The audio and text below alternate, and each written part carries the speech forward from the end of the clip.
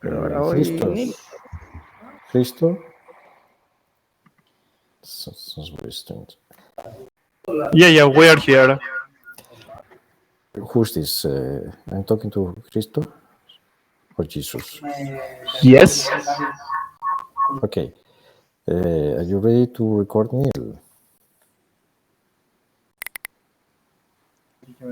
We are ready. Awesome. Okay, so let's start because it's going to get late. Okay, so we have. You can start now, I guess. So Neil, hello. How are you? I'm good. Who are you, by the way? I don't know. You were.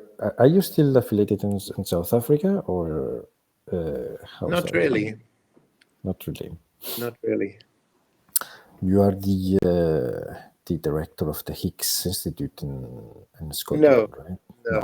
No. Then they told me a lie. No, I'm not the director of anything. You are not the director of anything, so we're talking to you. Why? But I thought I was talking with this Austrian girl, and she told me you should talk to, I don't know, but for some reason I thought. Yeah, Ines. Ines, yes. Yeah, no, I came here to be a chair. A chair, and yes. You turned out to be a desk instead. So I am a chair, and I'm the Higgs chair.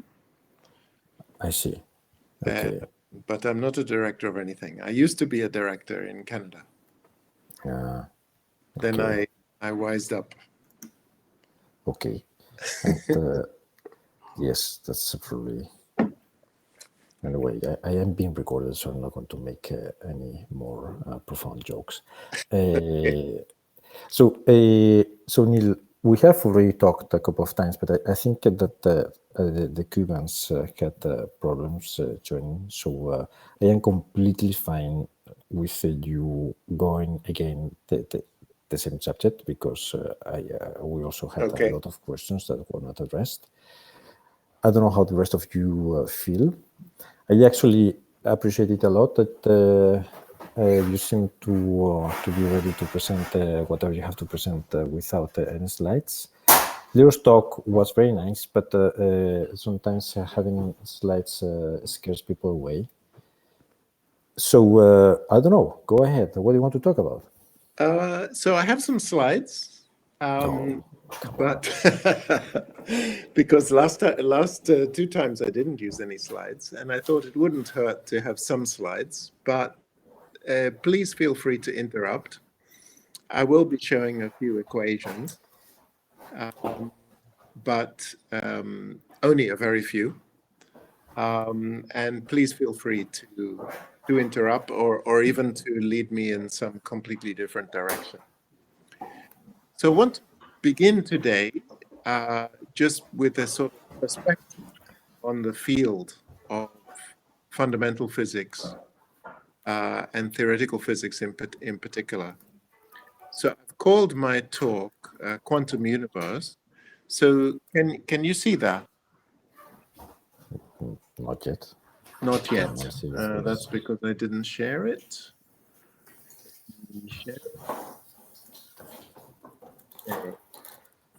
Okay, can you see it now? Yes, you can see a lot of things now. Okay, great. So yes, please jump in if you have any comment or question or whatever. So what I'm going to talk about is something very elementary at some level, but it's a phenomenon in physics which I have become more and more convinced is absolutely fundamental, and fundamental to quantum physics, which is, of course, all of physics, but it's also universal. It applies across the universe. And there's a tremendous unity in physics, which this phenomenon of interference captures in many ways. So my main interest is cosmology. I want to understand how the universe works.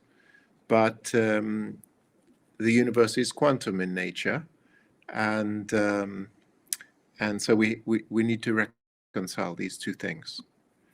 And some issues about this reconciliation came up even in the last talk.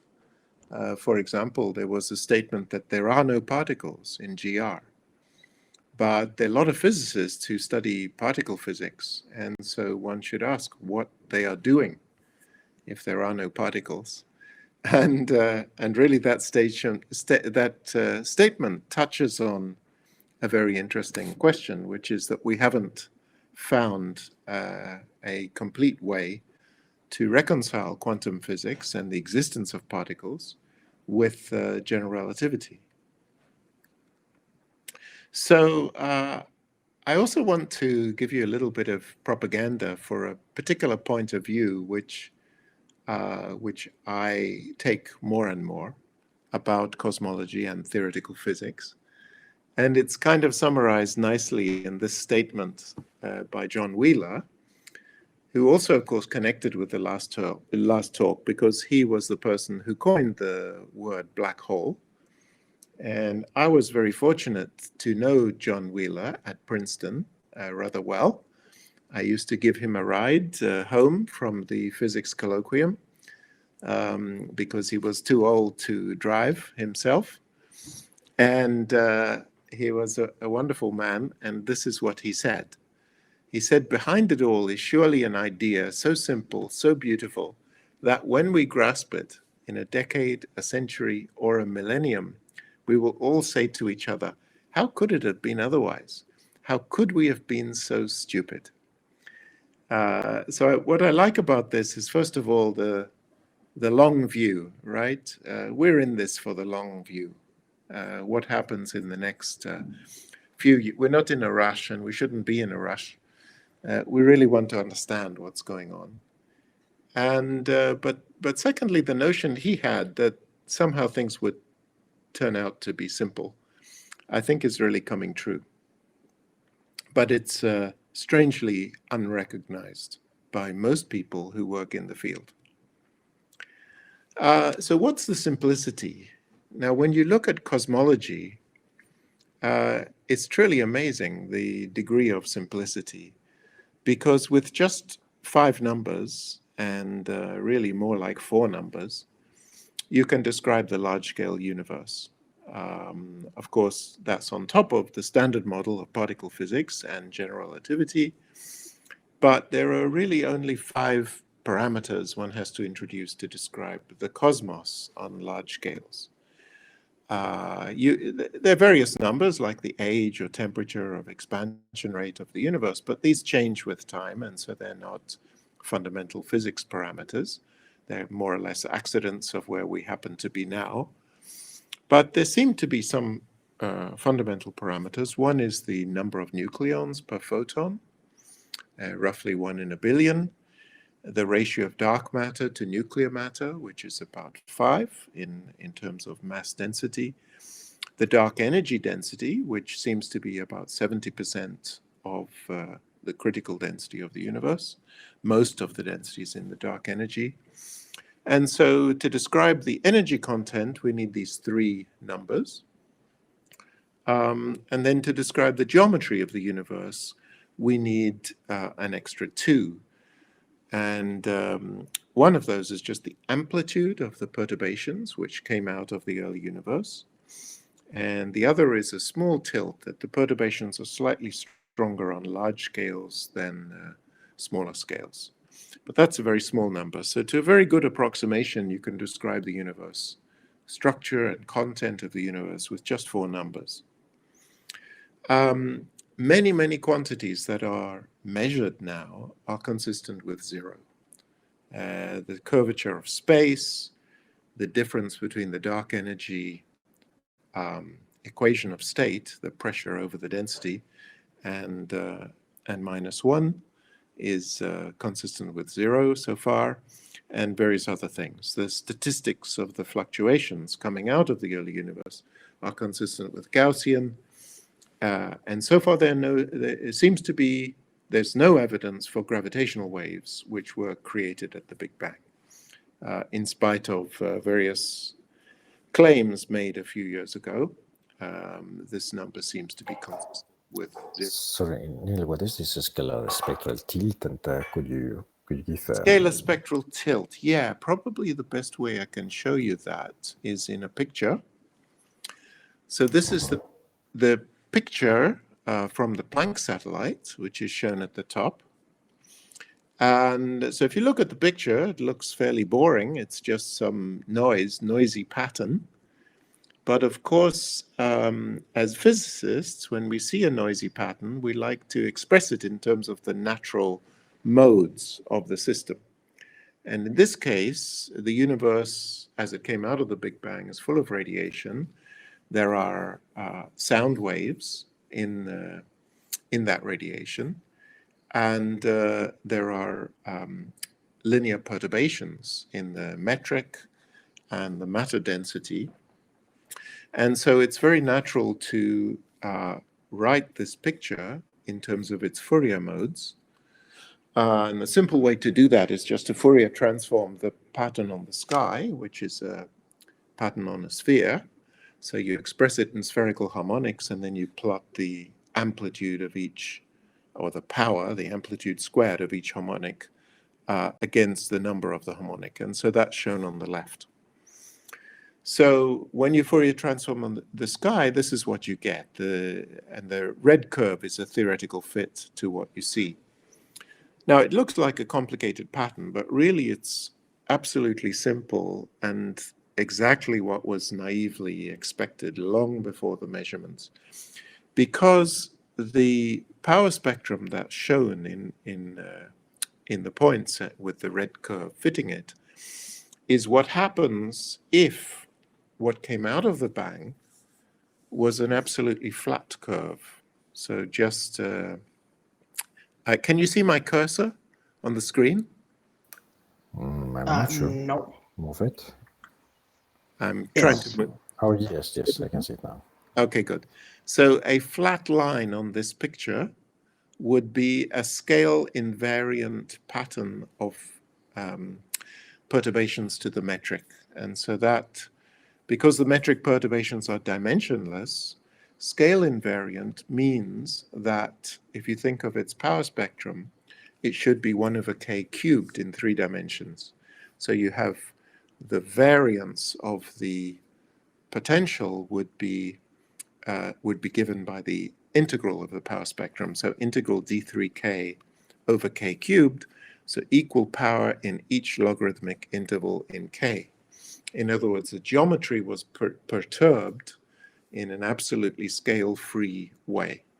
And so the data we see are consistent with that, except for a small tilt.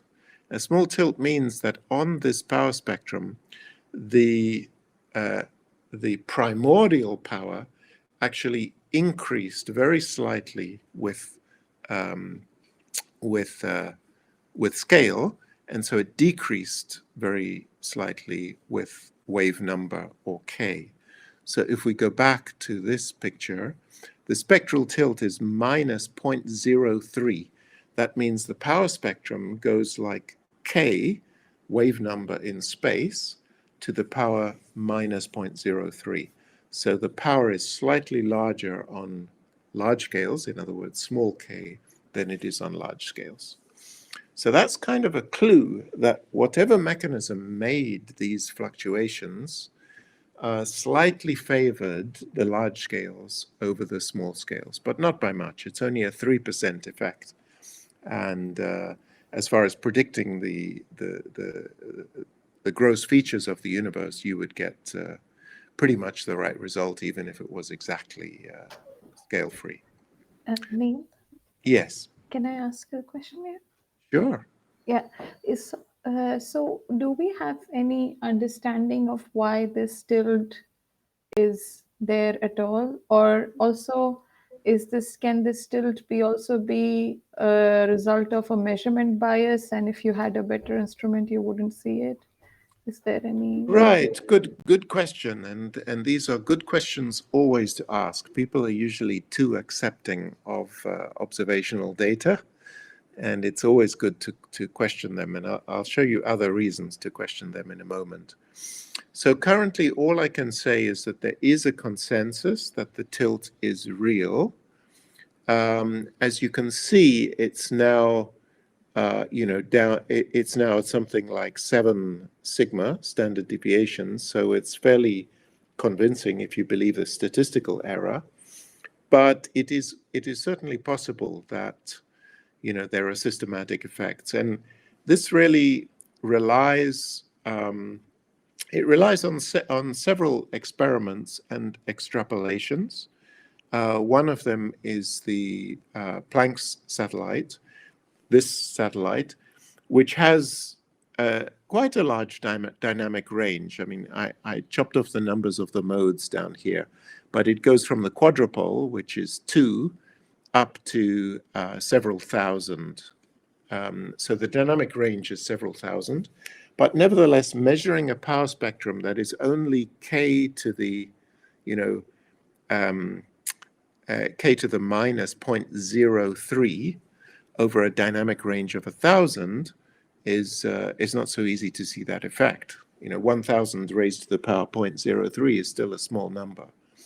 So yeah, I think there are legitimate questions about whether this number is real. If it is real, some people have an explanation for it in terms of inflation, the theory of inflation, where you postulate that at the Big Bang there was a very large vacuum energy density, much bigger than the one we see today. And this caused the universe to expand exponentially. If that vacuum energy decayed slowly during inflation, then the largest scales which are the ones that get the most inflation or expansion, would see the largest perturbations. So a very naive picture of inflation does give a slight tilt. The problem with inflation is there are thousands of models, and you can easily design models which have the opposite tilt or essentially any other tilt. So it's not really a unique prediction.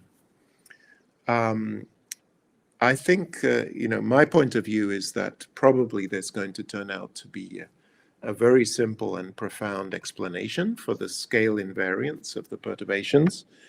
And that explanation, so there was some mechanism that made these perturbations. That mechanism doesn't operate today. And so I think basically if you have some mechanism making fluctuations and it switches off slowly, it will leave you with a slight tilt.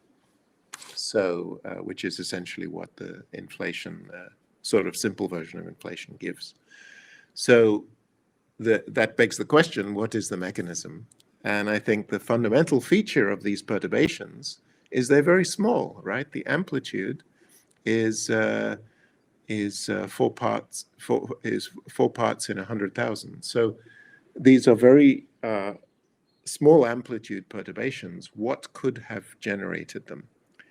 And again, my suspicion is that it's a quantum effect, because precisely because the pattern that you see, the statistical pattern, is exactly that you would see in a free quantum field in its vacuum state.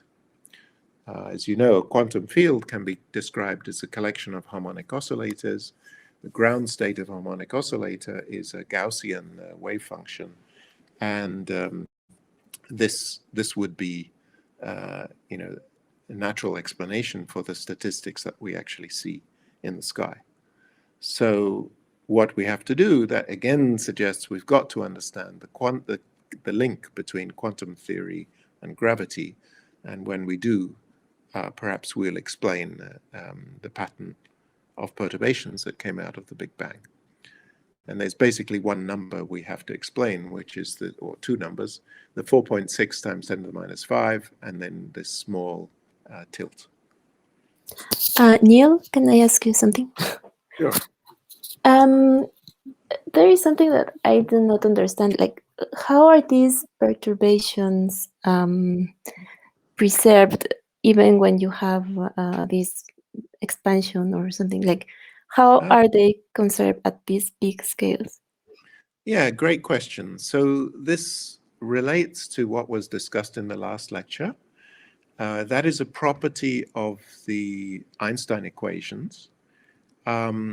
Basically, when you solve the Einstein equations for cosmology, and I'm not going to discuss these in any detail, but when you do solve them, the first approximation is to say that the universe is homogeneous and isotropic, meaning that it's the same everywhere in space, and it's the same in all directions. So then you can write down the equations describing how the universe changes in size. It's called the equation for the scale factor, or the Friedmann equation. Now you perturb that universe. So you introduce some small deviations from homogeneity and isotropy. And what happens is that these deviations are really in two types. One is gravitational waves. So those are the tensor modes. And the other ones are scalar perturbations, or just density perturbations. Now, in both cases, the evolution of the perturbations is causal, meaning the deviations from zero travel at the speed of light. So gravitational waves travel at the speed of light. And for density perturbations, for example, in this case, we have a radiation-dominated universe. This would travel, these perturbations in the radiation density would propagate at the speed of sound in the radiation, which turns out to be 1/√3 of the speed of light in the early universe. So essentially, these waves, or any perturbation of the universe, if it's small, can be expressed in terms of Fourier modes. And these Fourier modes are like sound waves, linearized sound waves, and they move around at roughly the speed of light. So what that means is if their wavelength is longer than the age of the universe at any particular time when we look at it, they won't even have started to move. And we usually in the jargon say they are frozen in. All that really means is they haven't yet started to evolve. And so when we look at this picture, and we look at features on the picture which are huge, right? So this what the picture represents is a spherical surface, which is something like 10,000 megaparsecs away from us. And when we see some feature like this blue feature and this red feature, these are really on scales of many, many thousands of megaparsecs. And they haven't even yet started to move or oscillate at the time where we're seeing this picture, because we're seeing the universe as it was only 400,000 years after the Big Bang, right? It has subsequently evolved for over 10 billion years, but it was, at the time this radiation was released, the universe was only 400,000 years old. And so these large-scale features were absolutely frozen because they simply didn't have time to evolve since the Big Bang. So they really are frozen in at this point in time when we're seeing them. And Neil, Yes. regarding to that last statement, you are saying that we are looking at light that was emitted 400 years after the creation of the Big Bang, right? 400,000. 400,000. Yeah. So, in a way, you're saying that we are observing at electromagnetic waves that have a wavelength very, very small. Yeah, 1,000 times smaller than we see them today, because from today back to that time, the universe, if we go backwards in time, shrinking. And so the universe shrunk by a factor of 1,000 between today and this time where we're, seeing the sphere on the sky. So for example, the wavelength of the radiation was 1,000 times shorter the temperature was 1,000 times higher. So currently it's 3 degrees Kelvin, the temperature of the radiation from the Big Bang. But at that time it was 3,000 degrees Kelvin, only a factor of 2 different than the sun. So when we look out at this, if you want to picture the sphere around us, we're completely surrounded by a surface which is more or less like the surface of the sun, within a factor of 2 in temperature, and it's on gigantic length scales. Still, And there are no contributions from other celestial bodies or galaxies or clusters that would contribute to these energy ranges of wavelength. So we know that these are yes. unperturbed. What we're seeing here is largely primordial, but as the light traveled to us from this hot surface, to us on Earth, of course it came through the universe over a period of 10 billion years, during which stars formed and then galaxies formed. And so the light, would have encountered these objects in the process of their formation. So in fact, if you look at the very latest maps of the CMB, the Cosmic Microwave Background, created by the ACT telescope, they show you galaxies. You can see individual galaxies. These would be so tiny on this map, you wouldn't even resolve them. But when you look at very high resolution on the map of the Cosmic Microwave Background, we now have the accuracy to actually see galaxies which were encountered by the Cosmic Microwave Background on their journey from, the Big Bang to us. And as they pass through those galaxies, for example, there would be hot gas, and this gas can rescatter the photons and slightly increase or decrease their temperature. And so now we can actually see all this on the sky. So could one say that the fact that these fluctuations are so small, Yes. We cannot attribute them to a unique initial event like the Big Bang, because they are very coherent to each other. 2 points very close would not be causally connected. Yes, I mean, they're just astonishingly simple.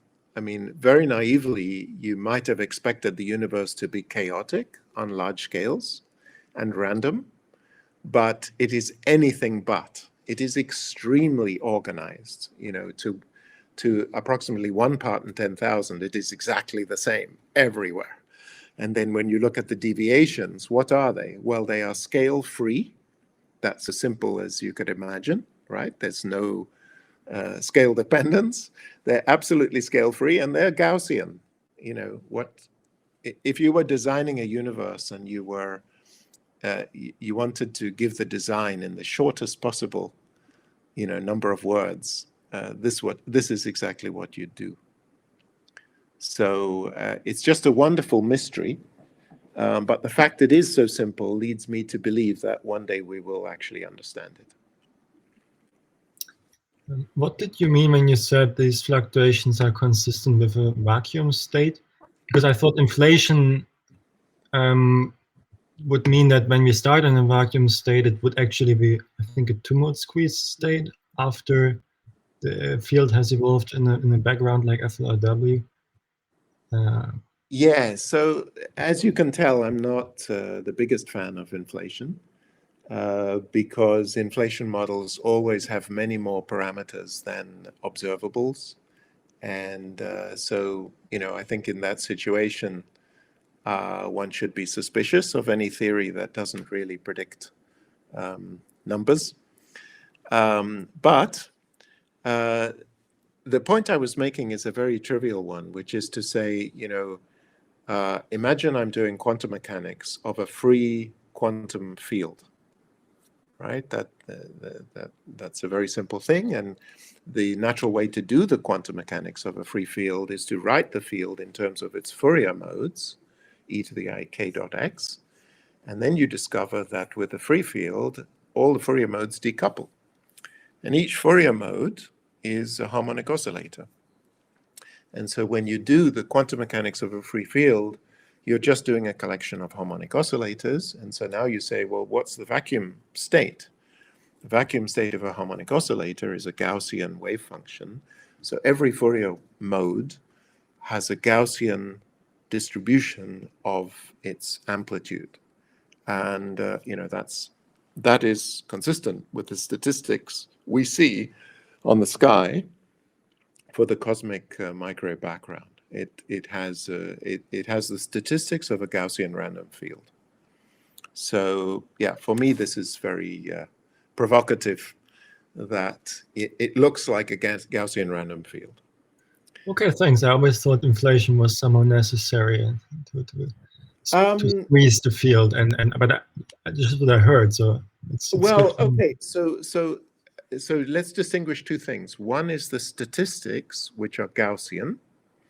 The other one is the power spectrum, right? So when I have a random Gaussian field, I need to first tell you what is the power spectrum, and then I need to tell you that there are no higher order correlators, right?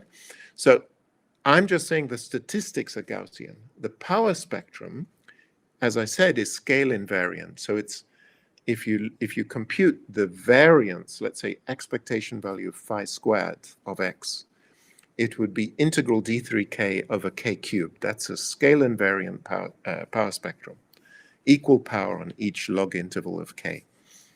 A free quantum field in 3 dimensions does not have that power spectrum. It has integral d3k over k, right? And one way to see that is in 3 dimensions, a scalar field has dimensions of mass. And so expectation value phi squared is mass squared, which has to be integral d3k over k by dimensions, because mass and k have the same dimension. So a free field, without any squeezing, would have a very blue power spectrum compared to what we see in the sky. So indeed, you can say what inflation does is it transforms a very blue spectrum, which in these terms would be k squared, a power spectrum of k squared, into relative to scale invariance, because only 1 over k instead of 1 over k cubed. So it's k squared bigger. So inflation transforms that blue spectrum from k squared into a blue spectrum into a 1 over k spectrum into a 1 over k cubed spectrum. And that's why people got so excited about inflation. Indeed, it's a wonderful feature of inflation. Does that mean it's true? I don't know, because there are a million ways of getting scale invariance. And is inflation the only way of doing it? Probably not. And maybe, what's going on in the universe is something much more fundamental and elementary than all of these models which are cooked up with scalar fields and, where you have to put in the initial conditions by hand, etc., etc. Okay, thank you very much. Thank you. Okay, so anyhow, so this is really an orientation, just to give you tell you where I'm coming from. The universe is astonishingly simple. And if that isn't a clue to fundamental physics, I don't know what is. And personally, I regard each one of these numbers is an amazing clue. Let me just comment. Let me ask the nucleons per photon. Can you repeat what you mean by this quickly? Oh, so this is the fact that there is more matter than antimatter in the universe. Okay, so the laws of physics are invariant under very fundamental symmetry called CPT symmetry.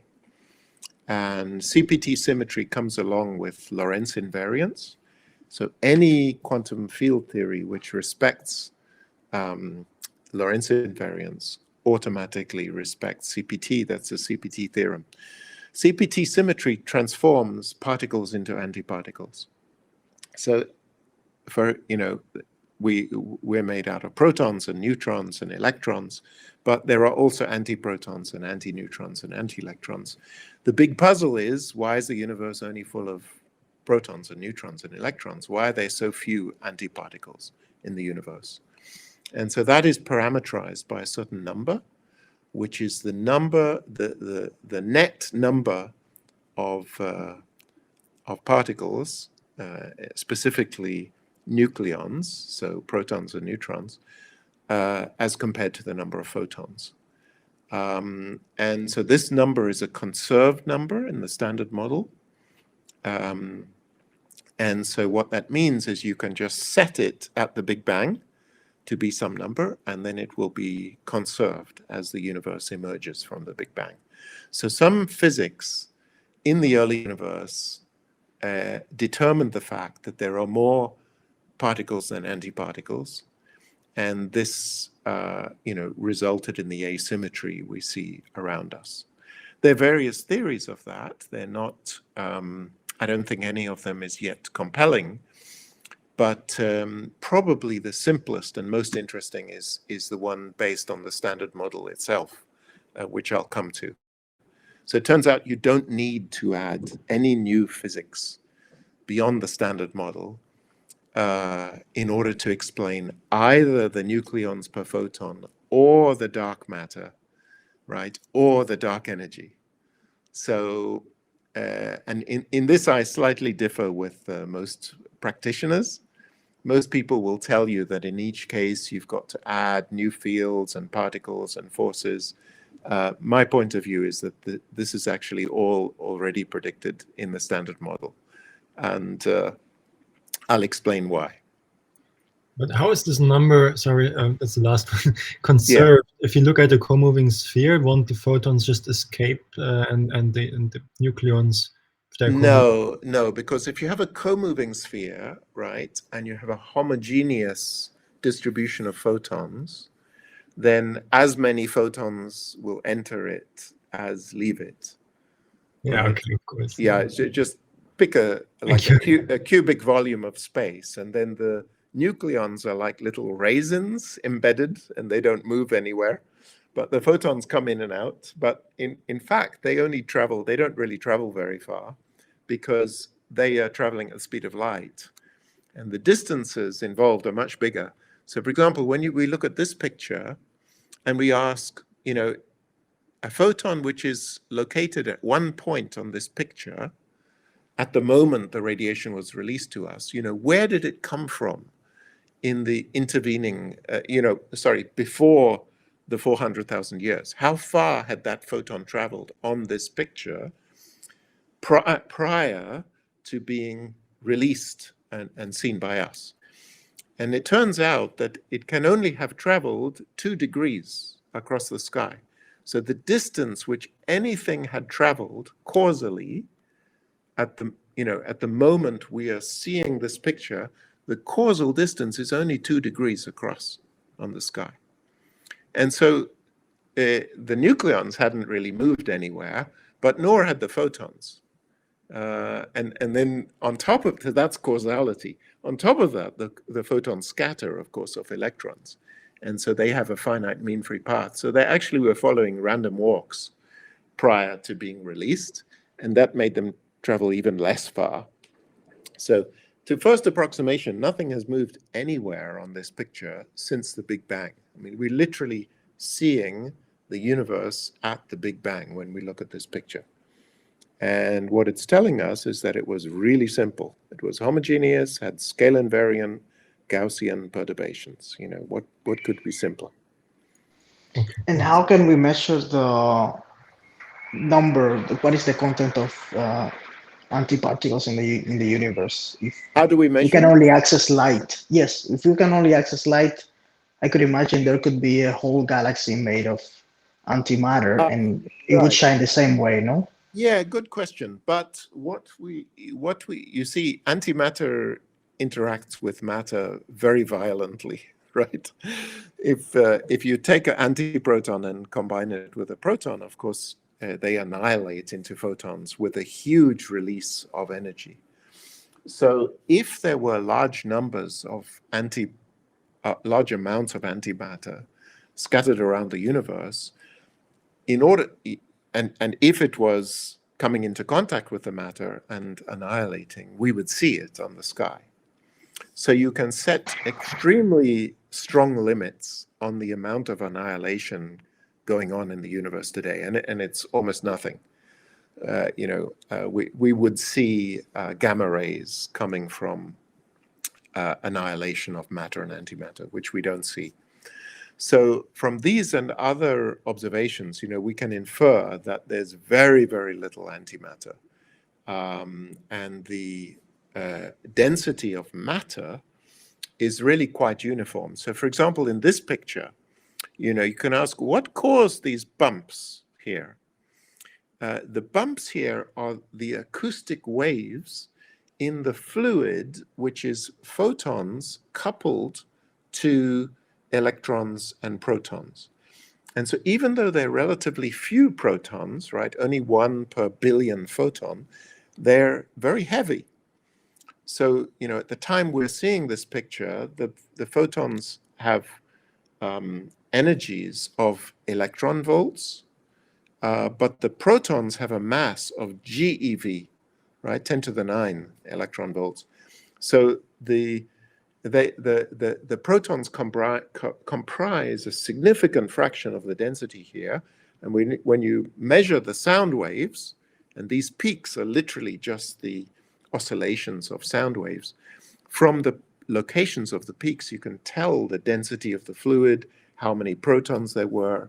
The fact the oscillations are the same on this side and on that side of the sky tells you that everywhere had roughly the same number of protons per photon. And therefore, again, the matter was extremely uniformly distributed with almost no antimatter. I have a question here. Sure. Do we understand why these bumps appear the way they do? Yes, we do. So we can say that these bumps, we have a complete understanding of.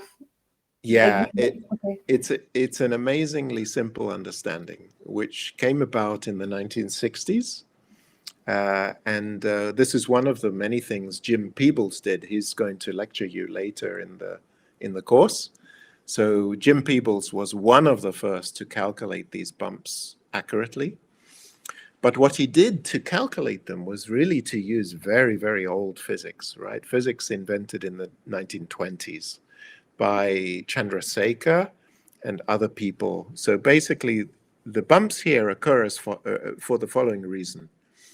So imagine I have some nearly smooth universe, but there is a density wave or a pattern of density waves, which you can think of as a first approximation as standing waves, right? So imagine I just give you a fluid with some standing waves.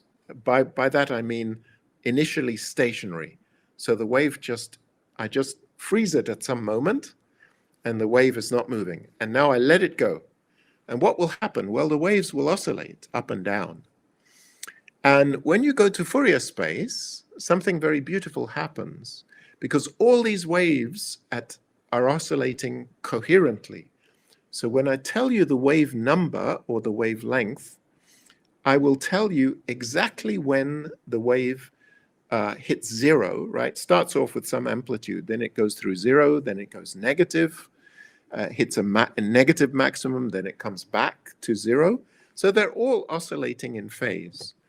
When you go to Fourier space, what you're seeing in this picture, at this first peak in the temperature, these are the waves whose amplitude grew to its first maximum after the Big Bang.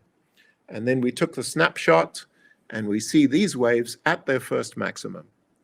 These waves are at their first zero. So waves of that wavelength are all passing through zero. They grew to some maximum amplitude and then they return to zero, and they all cross zero at the same time.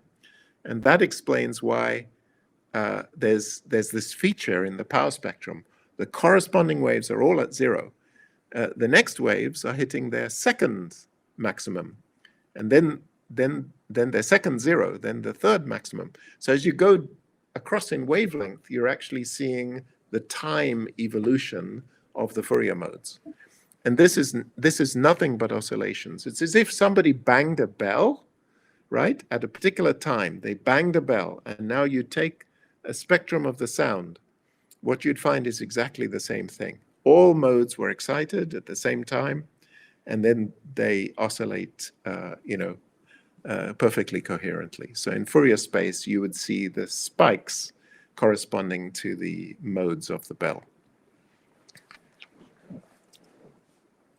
So this is, extremely simple and compelling physics. And on the right-hand side, you see a curve which actually me and my students calculated for the first time. This is the correlation between the temperature and the polarization of the microwave sky. So our calculation is the red curve. That was a theoretical calculation long before the measurements. We did this in the 1990s. There weren't any measurements yet of polarization. And now you see the blue points are the data, and they fit perfectly. And by the way, there are no free parameters in that fit. So that's pretty compelling, that you use physics invented in the general relativity plus plasma physics from the 1920s, and you predict exactly the picture without any free parameters. No free parameters. So you asked, do we understand this? Yeah, my answer is yes, I believe we understand this very well. It's absolutely extraordinary that the universe works in such a simple and more or less trivial way. Professor Neil. Yes. I have a question for you. Sure. You said before that it is not necessary to introduce new particles inside the standard model. Right. But how can you explain the dark matter and the WIMPs? I mean, the weak interactional particles. You know. I don't have to explain. Wait. I don't have to explain WIMPs. Why do you say I have to explain WIMPs? They don't. Do you know they exist? How do you know? As far as I know, I read many articles in which they declare the WIMPs as neutrinos. But do you have any theory about this? Yes, I do. But WIMPs is used for weakly interacting massive particles, right? Yes. Yeah, just be careful but in distinguishing what we know exists and from what people speculate. Okay, there are thousands of WIMP candidates, but so I have my favorite theory of the dark matter. And here it is. So this is the standard model of particle physics. We have gravity, we have gauge theory, we have fermions, we have the Higgs field. And that's it, right? So that's all of physics that we know. Here's a list of all the particles. So these are all the fermion particles.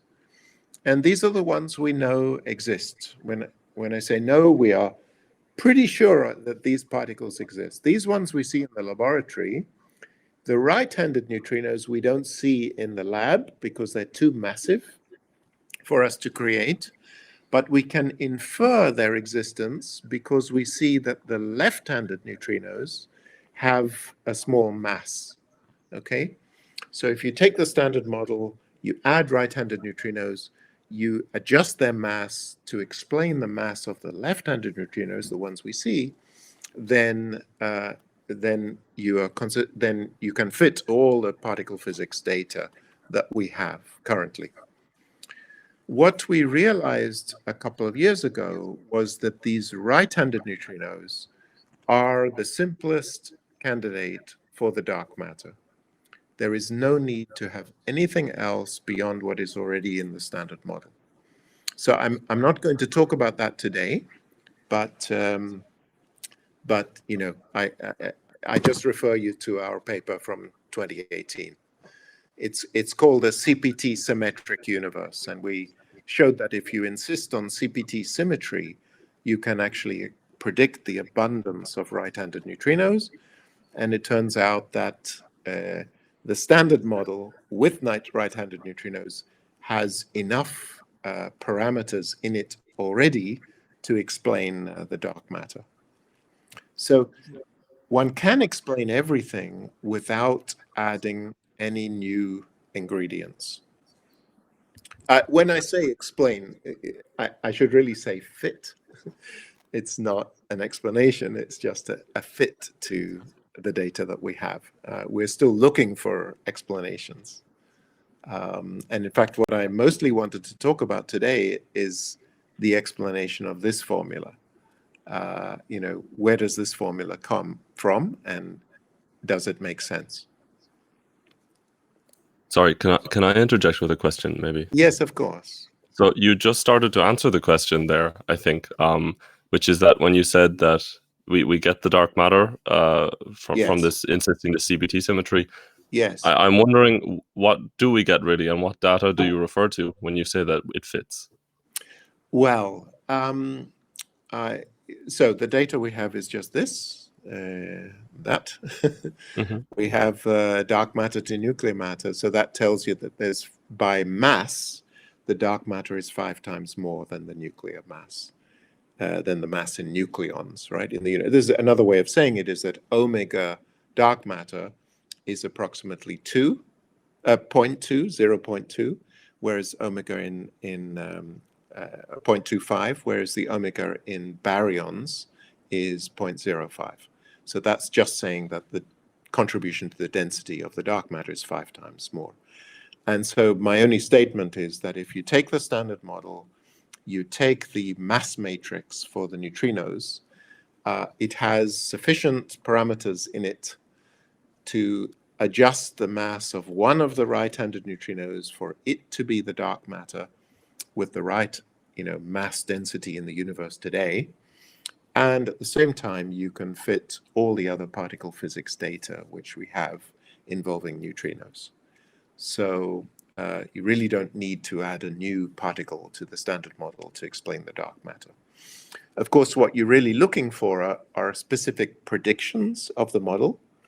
And there are some, one of which is that if the dark matter is one of the right-handed neutrinos, then one of the left-handed neutrinos must be exactly massless. And so that's a very interesting prediction. It's still consistent with the data we have.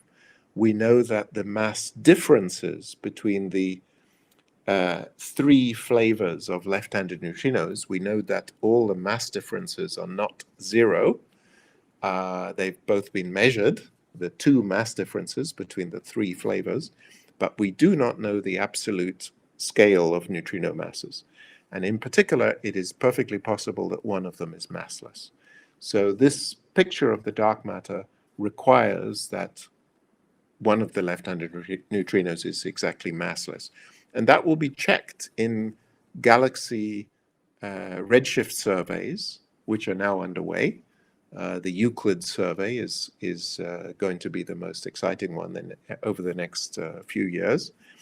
And they hope to measure the lightest neutrino mass to sufficient accuracy that, we'll be able to say that it's very close to 0.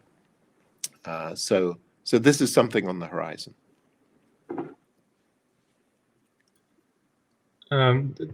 Is that neutrino dark matter cold enough to conserve the structures that we see?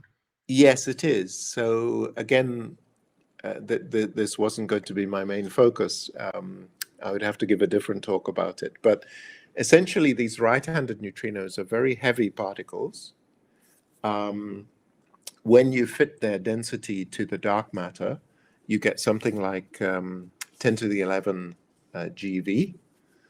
And so they came out of the Big Bang, and they're just sort of sitting there in the plasma with the very heavy mass. And so they are thermal. Well, in fact, they're not even coupled to the plasma very strongly. They literally just are created at rest at the Big Bang. And they've just sat there ever since. And then later on, they clustered under gravity to make galaxies. Very cool. Yeah, it's an extremely minimal picture. I'm not saying it's necessarily right. What I like about it is it puts the onus on anybody else who has a theory of dark matter to say that to compete with this, because all the other theories are throwing in new fields, new parameters, new assumptions about initial conditions, etc., etc. Here you have something that's already there. We're almost certain this right-handed neutrino exists. It can be the dark matter. So that should be the standard that everybody else has to compete with. And if we can prove it wrong, that's great. We may have learned something. But I think one of the big lessons of recent years is that theorists were much too confident that they would find, inconsistencies in the standard model and reality. The Large Hadron Collider was built for 10 billion euros in the very firm conviction, at least on most theorists' side, that it would discover supersymmetry or some new particles or forces, whatever. What happened? There's nothing there. Okay. Now, I'm not saying maybe there will be something there in a year or two, but a lot of people got egg on their face by predicting against the standard model. And myself included. I mean, my early work on cosmology was all about something called cosmic strings, which were hoped for remnants of grand unification. And they weren't there in the sky. I mean, what we see in the sky is this as boring as can be, as simple as can be. So either you can be very disappointed with this and you can say, oh my God, there's no clues here for me. Or you can say, wow, nature managed to work in unbelievably minimal ways. And that's the point of view I take now. And our job as theorists is to understand how nature got away with being so economical. And the standard model, this is phenomenally economical, right? That I can write down all the laws of physics in one line, and you see the unity here. I mean, essentially everything is gauge fields. This is very similar to gravity. And then you have a bunch of fermions and one scalar field. Well, that's really very minimal in my view. As I say, most people don't necessarily agree with me, but I think they're wrong.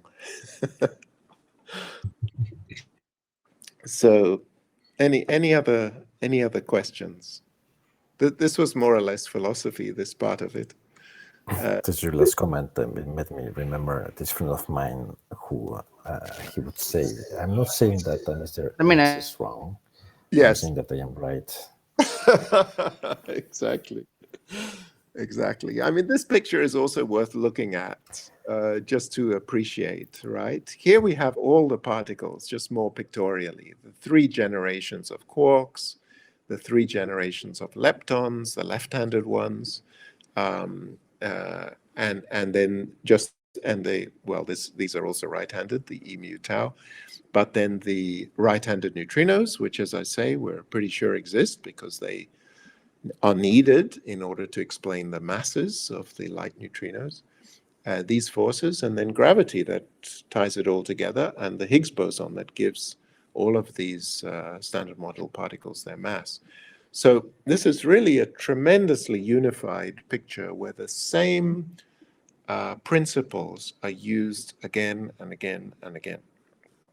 And so I think, what theorists need to do is really understand those principles and where they came from and why they are needed, and whether they have anything to say about the vacuum energy, for example. The vacuum energy is a huge, huge thing. Most of the universe is in the vacuum energy, right? 70% of the density of the universe. So your first reaction would be to say, oh, and this is what people said, oh, that's horrible.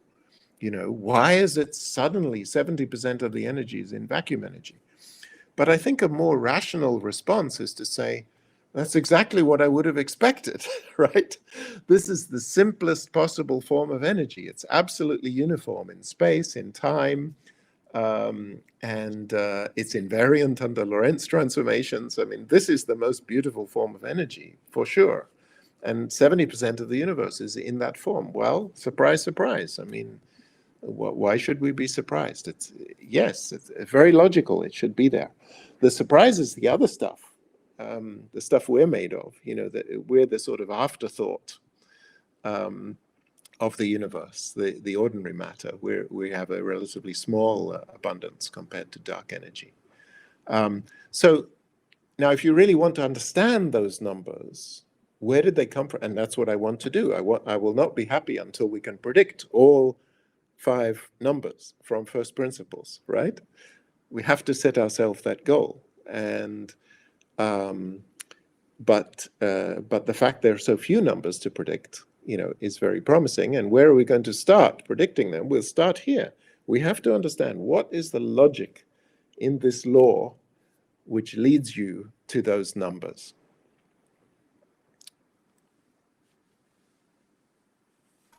By logic, you mean what underline? Why are the laws of physics are what they are? Well, we know what they are. Here they are. Yes, but I mean, what we don't know is, well, okay, just to elaborate. I mean, it's one thing to have a law. It's another to have an initial condition, right? And so some of these numbers take the character of an initial condition, right? Like the nucleons per photon. I told you, you have the freedom to just put that in by hand at the Big Bang. And some of them, like the abundance of right-handed neutrinos, are calculable from the laws of symmetry with assumptions about the state of the universe, like the CPT symmetry.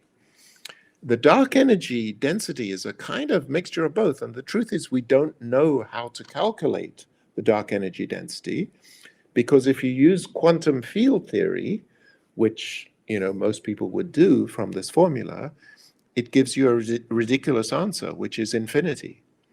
And so people just learn to live with that and to subtract the infinity, but that leaves you very uneasy. And so what I mean is you have to kind of look at these laws, so-called laws of physics, understand them much more deeply, understand their relationship with questions of initial conditions and symmetries,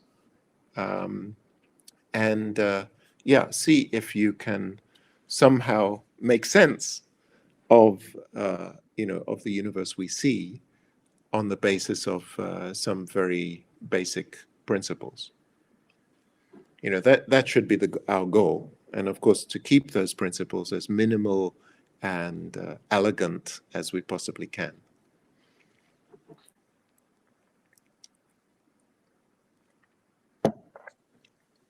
Are there any other questions?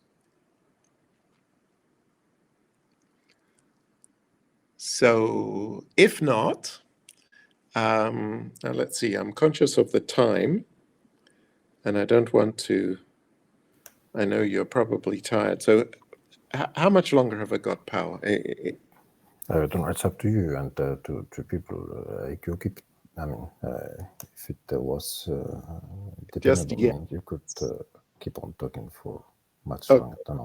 Well, let's aim at about 15 minutes or half an hour.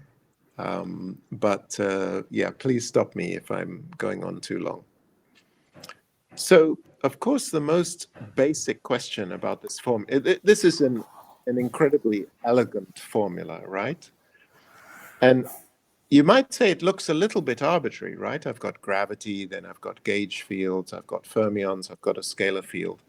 But there's another way of looking at this where it's even simpler, which is particles can have a spin, right? And the spin can be 0 or a half or 1 or 2. And that's all these terms are, right? So the Higgs field has spin 0, the fermions have spin half, this has spin 1 and spin 2. So if you just take the idea that nature allows particles, for some reason the spin 3½ is a bit delicate. It's quite hard to write down a field theory for that.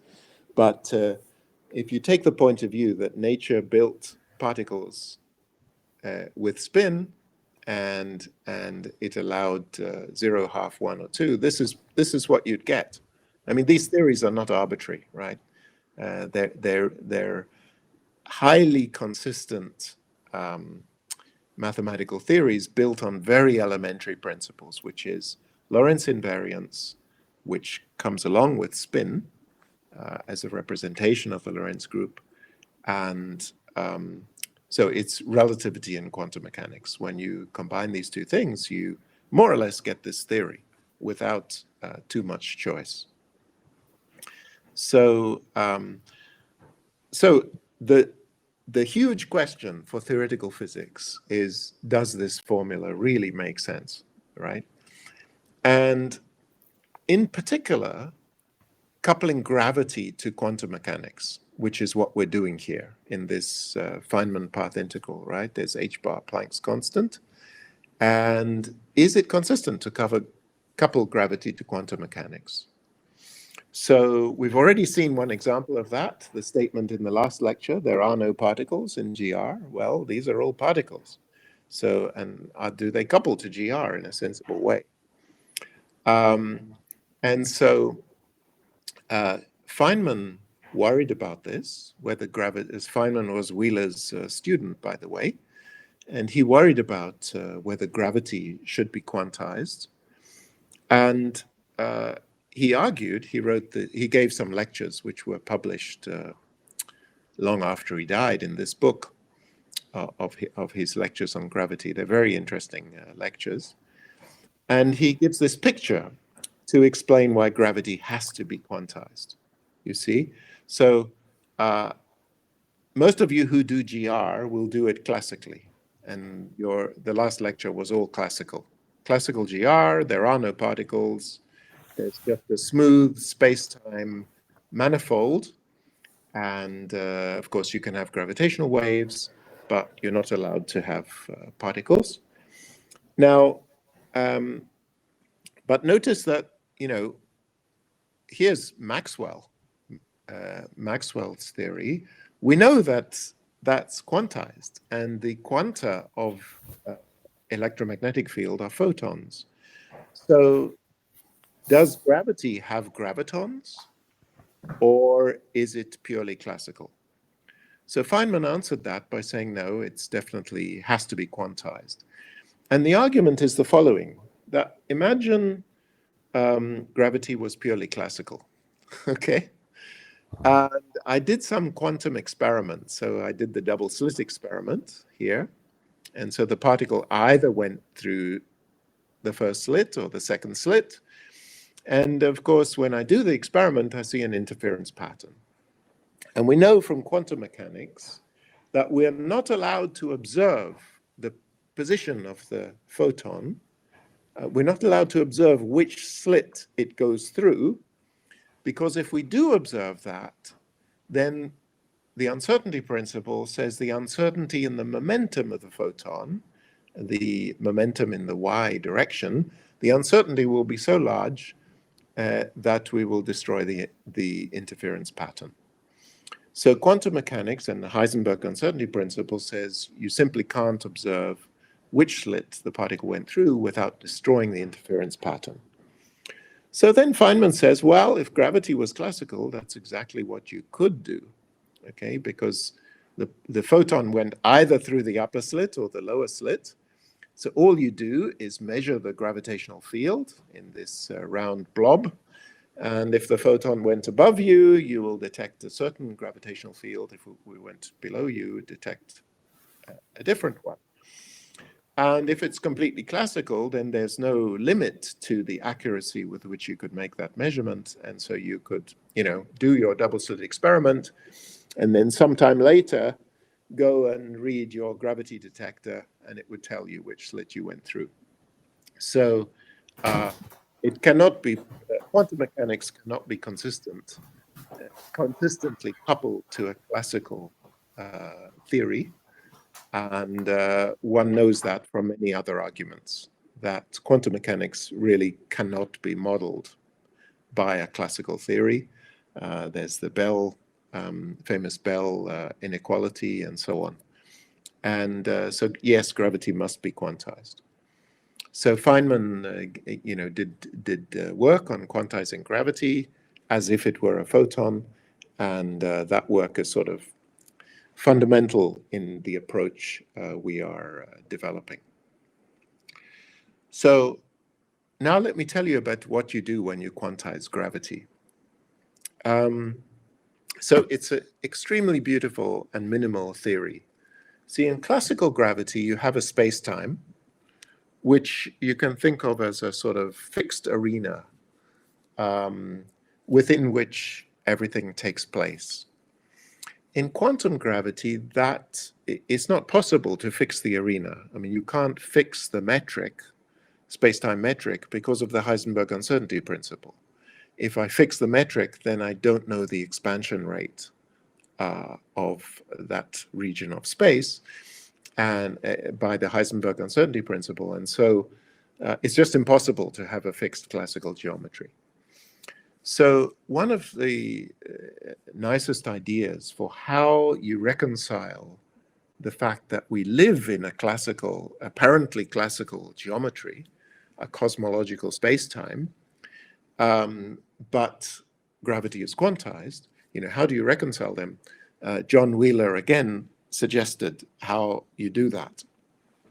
And so he invented this idea called quantum geometrodynamics. That's the quantum dynamics of geometry, or GR. And he drew the following picture, that imagine you have an initial 3 geometry. So that's a space. You could think of it like a sphere, a 3-sphere. And then you have time evolution. But at some later time, you have a different 3 geometry. Maybe it's a sphere with a bigger volume, or it's a sphere which has some perturbations on it. And then the question is, what is the amplitude for getting the second sphere if I start with the first sphere? And Wheeler said there's only one possibility for this amplitude, which is that I sum all possible 4 geometries which have these 2 3 geometries as their boundary. And I should sum over all of them, and I literally calculate this formula. So I calculate the path integral for gravity, where I sum over all the metrics which could have interpolated between the initial and the final geometry. So it's very, very beautiful, elegant, minimal proposal. It's another matter to make it work, okay? And this has taken decades, and we are sort of the inheritors of this program, and I think we're taking it further now. So, but this is another sense in which given these physical laws, what are the consequences, and how do I reconcile these apparently the initial conditions we need, with the conditions we see now and possibly the future boundary conditions of the universe. And so these are things, one has to study. So this is quantum gravity. And then the fascinating thing, I'm going to just give you a few little highlights of quantum gravity. But essentially through worrying about this problem, right, which is very abstract and remote, albeit extremely simple conceptually, and very technically challenging. But in worrying about this problem, we realized that the foundations of essentially all of modern physics still need some work, okay? So primarily, I wrote down this formula. Now, many of you will have seen this formula in all your courses on quantum field theory or, anything involving path integrals. This is the most elegant formulation of the laws of physics. But there's a very elementary question about this formula, which is, does it make sense? Okay? is there such a thing as a path integral? Do path integrals exist? Are they meaningful? I'm not being pedantic. I'm just asking a question whether they actually make logical sense. And the answer is very peculiar, which is that if you really press anybody who does rigorous quantum field theory for whether this path integral makes sense, they will admit that it doesn't. It actually doesn't. They will claim that it doesn't make any sense without a rather violent mathematical trick, which I will explain, called the Wick rotation. And unfortunately, that mathematical trick does not work for gravity. It works for everybody else, but not for gravity. So essentially, people have settled on a procedure to make sense of this formula involving, a mathematical prescription which doesn't work for gravity. And that's quite sad, but it's also very exciting, because it means if you had a procedure which does work, doesn't use that trick, and does work for gravity, maybe everything will come out of this formula.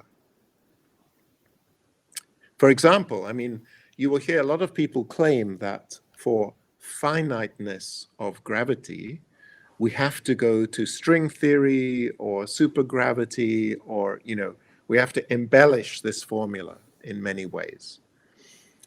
Though all of those arguments rest on perturbation theory, in other words, doing plane wave expansions, those arguments do not take into account that objects like black holes exist in gravity. That's a non-perturbative phenomena. And it's a very old idea that the non-perturbative behavior of gravity, namely that it can form black holes, may be very important in resolving all the infinities in quantum field theory. Literally, the black holes can swallow the ultraviolet divergences in quantum field theory, right? It's a very appealing physical idea, and it may actually be true. Sorry, is that connected to the asymptotic safety program, or is it something completely different? No, it's older than asymptotic safety. Asymptotic safety is still largely a perturbative program.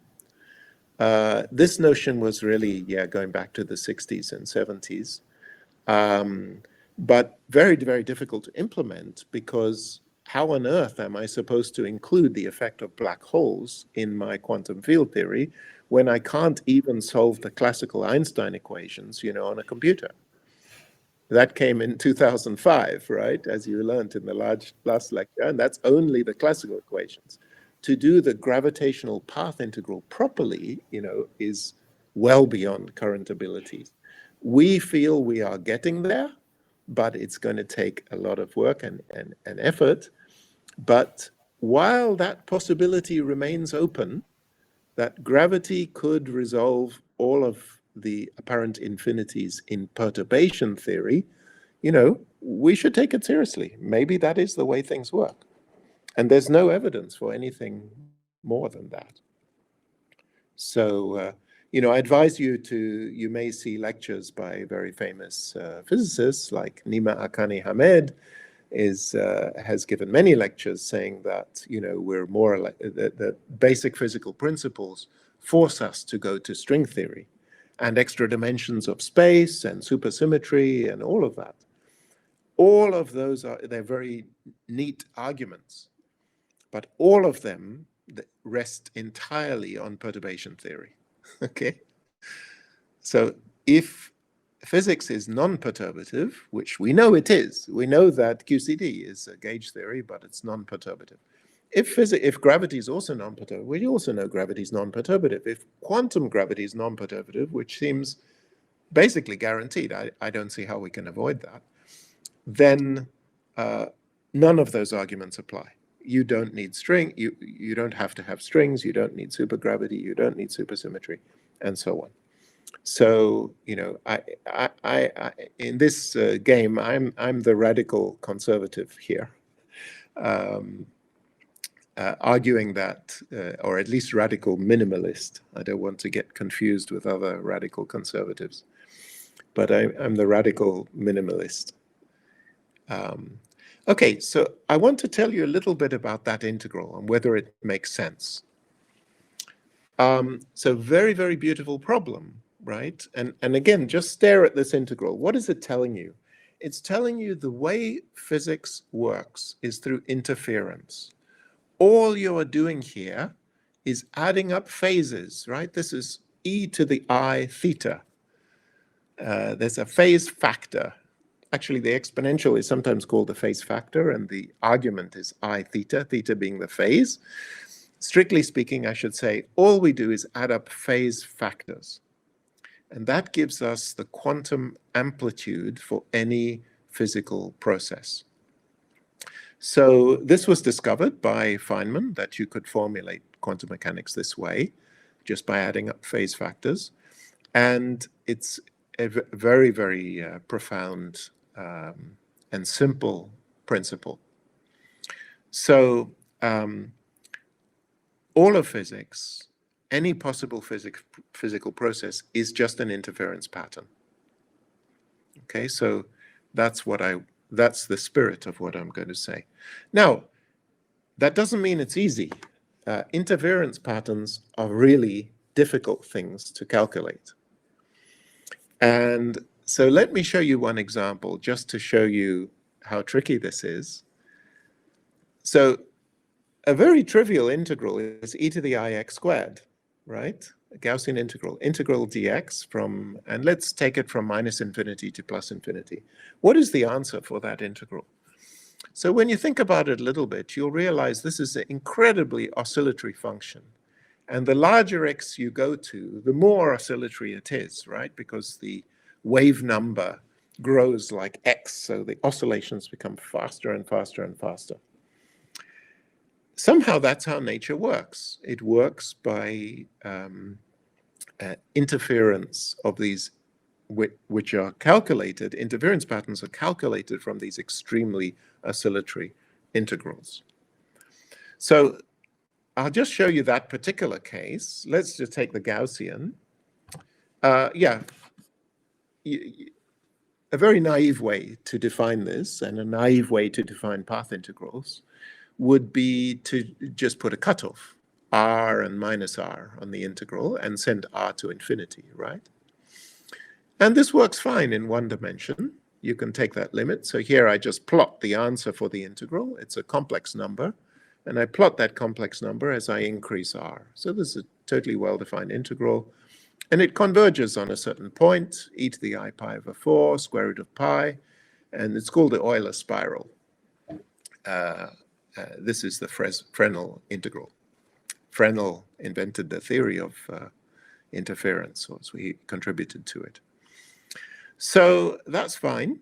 Notice, however, this integral is a little bit weird. It's extremely oscillatory, and it means it does converge, but not absolutely. Absolutely means that if I take the absolute value of the integrand, the modulus of e to the ix squared, and integrate that, only if that integral converges can I call it absolutely converge. Of course, that integral does not converge. That integral is infinite. So this is conditionally convergent, not absolutely convergent.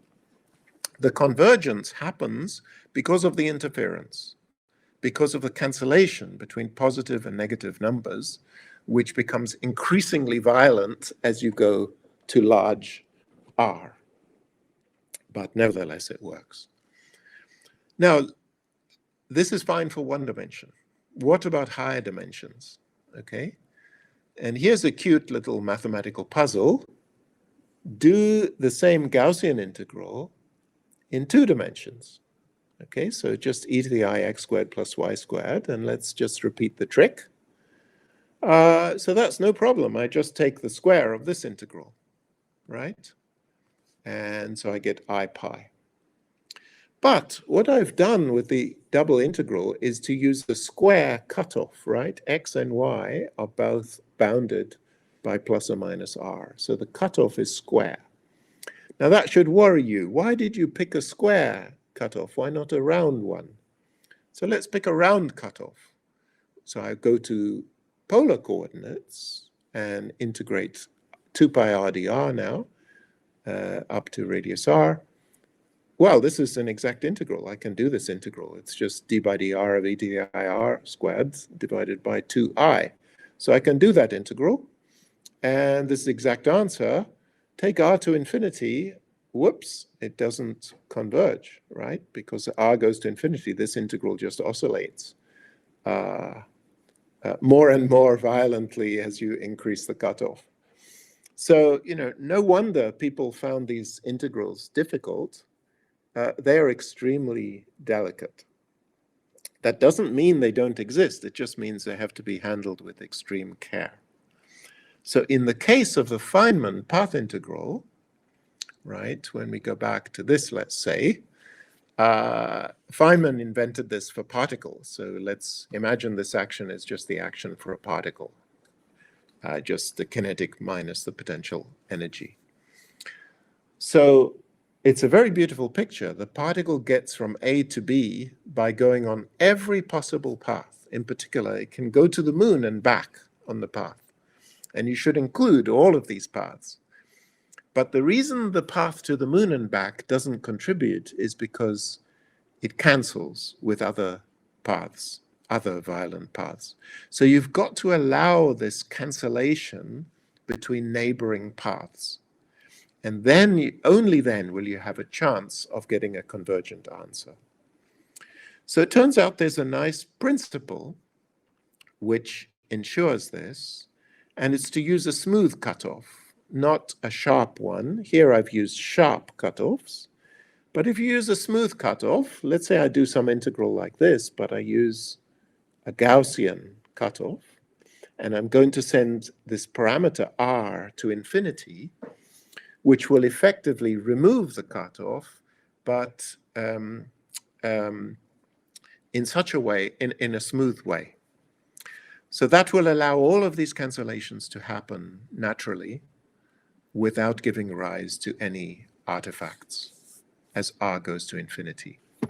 So you can see how this works. If I had used a sharp cutoff, and imagine this d here is bigger than 2, so this measure is growing enormously like a power law with r, and then there's this oscillation sort of trying to cancel it. But if I cut off sharply, I'm going to get a huge contribution from the last big radius to come in here, and it's easy to estimate. It goes like this, r to the d minus 2. So the magnitude of this contribution, let's say d is 3, would be as big as r is. Okay, so this is terrible, absolutely awful answer. That doesn't mean anything. However, if I use the smooth cutoff, everything is fine. You can do this integral exactly, just a Gaussian integral. And here I get a definite number, and then I get 1 over r squared corrections as r goes to infinity. So if we simply allow interference to take its natural course, the integral becomes well-defined. So now it turns out, and again, because of time, I'm not going to explain this in much detail, but it turns out that there's a beautiful mathematical way to implement a smooth interference cutoff, which just uses complex analysis. And so we were trying to do this integral from minus r to r on the x-axis, on the real axis, in the complex plane of x. And it turns out there's a much nicer way to do the integral, which is to use Cauchy's theorem. So you deform the original contour onto a new one, which comes down at large radius, goes diagonally through the origin, and then comes back again at large radius. And along the new contour, so on the old contour, the integrand was extremely oscillatory. This is cosine of x squared. You see it oscillates faster and faster. On the new contour, the yellow one, it's a Gaussian, beautifully convergent at large r. And then it's not hard to show that on these little extra arcs at infinity, the integral goes to 0 as you take the radius r to infinity. So these extra terms all disappear, the arcs at infinity. In other words, the original integral was just equal to the integral along what is called a Lefschetz thimble. It's basically the steepest descent contour of the integrand. So there's this very beautiful mathematics which takes care of the bad behavior of these oscillatory integrals. And amazingly, this mathematics was not used. People instead did something else. I was going to explain a delta function to you in this way, but I think in view of time, I'll skip it. These are the mathematicians who developed this procedure of deforming the contour. And we're implementing this now to define path integrals. Let me just skip this. I want to, let me say what people have done traditionally. So traditionally, people wanted to do path integrals, and when Feynman invented them, they always appeared as mathematically questionable, right? And as I said, most quantum field theorists will still tell you that in real time, the path integral is ill-defined and doesn't make sense. The traditional trick is the following, and it was invented by this person, Mark Katz, in 1947. And you'll notice that he, actually he was at Cornell. He doesn't mention this, but he was at Cornell and Feynman was at Cornell. And Feynman gave a lecture about his PhD thesis. And Katz saw it and realized they were doing the same thing. But Katz was doing statistical physics, whereas Feynman was doing quantum mechanics. So Feynman was studying this object, the propagator, from an initial position to a final position through time t. So there's an I in here. It's the same I we had before. It's just the phase factor in quantum mechanics. The time evolution operator is literally just a phase factor. In statistical physics, you study things like this, where the partition function, for example, is just the trace of e to the minus beta h, where beta is the inverse temperature. And so this right-hand side is called the Euclidean propagator, or thermal propagator. And clearly, if I take Feynman's propagator and I set the time to minus I h bar beta, I get the right-hand side. So that process is called analytic continuation. So if I take some function of t, where t is real, and now I say, well, I'm going to extend it into the complex plane of t, for example, onto the imaginary axis, well, then I can just substitute t is minus I beta, and I get the answer on the imaginary axis. So this trick of analytic continuation is very powerful, and it relates thermal physics to quantum physics. And this is the point Katz made, is that the right-hand side is well-defined, and the path integral converges. So this idea was used to prove the existence of the path integral, and later it became the foundation for all of quantum field theory. So when you hear people talk about lattice gauge theory or rigorous results in constructive field theory or whatever they're doing, they're always using the right-hand side here. They have always implicitly continued time to imaginary values. This is also called the Wick rotation, which people use to calculate Feynman diagrams. And it's completely dominated theoretical physics for more than 70 years, ever since Katz's realization. However, it fails for gravity, it just doesn't work. There was a caveat up here, which is that the Hamiltonian should be positive, you see. Statistical mechanics does not make sense if the Hamiltonian is unbounded below, because then you would have states of arbitrarily negative energy, and there's no thermal equilibrium. There's no thermal ensemble. Well, unfortunately, that is the case for gravity. And actually we saw an example in the previous lecture. If you have binaries or a set of gravitating points which are orbiting each other, there is no equilibrium. I mean, they will move inwards, they will radiate gravitational waves or spit out, you know, some of the particles in the cluster, and they will spiral inwards towards zero and ultimately to a singularity. So gravity has no thermal equilibrium, and so you can tell immediately this is not going to work because the right-hand side is not meaningful for gravity. And so it really tells you that people took the wrong path 70 years ago. They went for this Wick rotation, and that really meant they couldn't tackle gravity. Clearly, the physics of interference and the physics of statistical mechanics, which involves real probabilities, positive probabilities, the physics is completely different. And so our program, and I say our, this myself and Job Feldbrugger, who I think is at the talk, but he's the person I'm doing the work with, is just to restore the eye. That's really what we're trying to do. So I'll show you some pretty pictures just to end. Gravitational lensing, this is real stuff happening in the universe. Observable in microlensing of background stars by foreground stars and planets. In fact, something like 2,000 extra exoplanets have now been discovered through gravitational lensing. It's a wonderful phenomenon. It's usually calculated in ray optics, right? So you pretend that the photon follows a geodesic. This is a classical picture, no quantum mechanics.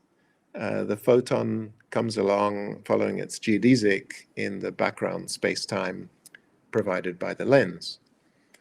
What if I wanted to compute wave optics effects? You know, because light emitted by the source is not a particle. It's not a classical particle. If I want to do the Young's interference experiment using that source, you know, I need to actually allow for the interference of photons of different photon paths with each other. And so we have calculated this from first principles. What is the gravitational lensing pattern when you allow for the interference of the radio waves? And actually, this is not far from being feasible.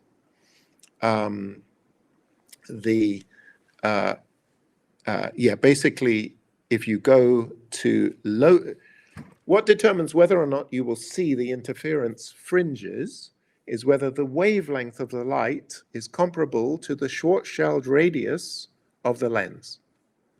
And so, you know, the Schwarzschild radius of the Earth is a few millimeters. And so if you looked at microlensing due to the Earth in radio waves of wavelength a few millimeters, you would see the fringes. Okay, so this is perfectly observable. So these were the patterns we calculated. This is what you see in microlensing. By the way, the first person to write a paper on microlensing was Albert Einstein himself, and he wrote a beautiful picture on microlensing, which basically predicts this picture, geometrical optics. This is the lensing of a binary. This is the wave optics picture, where you see these interference fringes.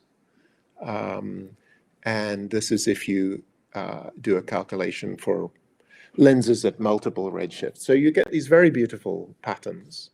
And they come directly and straight out of the path integral for the photon in the background metric. So it's, and then actually this is the contour deformation you need to use. So you're doing some integral over the real axis, x. It's very, very oscillatory and impossible to do computationally because the oscillations are so violent. So what you do is you flow the contour from the x-axis onto these steepest descent contours. These are 3 saddle points, which are all relevant to the integral. And on the steepest descent contour, the integral is beautifully convergent and very fast to compute. So that's the kind of example of what we're doing. It's useful in radio astronomy, but our real interest is to formulate the path integral itself in the correct terms. And so I think I'll stop there. You will see a paper coming out in the next couple of weeks. It'll be on the path integral in quantum mechanics, not even in the standard model, certainly not gravity. But as I say, this issue is so elementary and has been, I mean, a number of people have tried, but they didn't have the right methods. They've tried to formulate path integrals rigorously without the Wick rotation, and all attempts failed for many, many decades. But we finally think we have a way of doing it, and when it is extended to relativistic particles and to gravity, it will make predictions. So things like, black holes, we believe black holes evaporate through Hawking radiation. Nobody has been able to calculate this properly. Everything uses some kind of hand-waving argument or approximation. So this relates to the issue, do black holes have entropy? And so on and so forth. The techniques we're developing should allow us to answer those questions in a way which is only involves, these concepts: Einstein gravity, interference, and path integrals. It should allow us to tackle that problem. So I think I'll stop there, but very happy if there are any questions.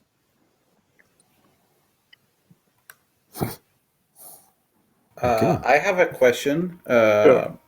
So when could you go to the slide where you show the left set? How did you say it? Left shed thimble. Yes. Yes. Yes. Here. Okay. So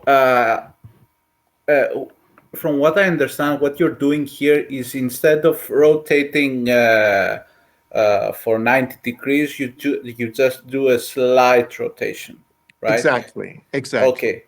So it's an epsilon Wick rotation.